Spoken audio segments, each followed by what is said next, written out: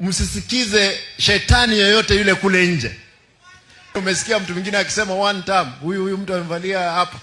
Wewe tengeneza mkutano yako, upeleke ujinga yako ya one time huko.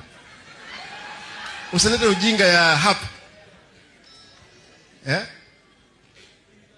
Mambo ya one time, two time, hiyo biashara tumebaki na miezi 18.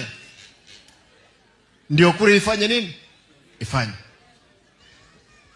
Ukimuuliza hata kama ako na bibi hana. Hebu uliza huyo mtu wako kama na kitambulisho, huyu amevalia hapa. Wakati mwingine ukiongea utapiwa kiboko.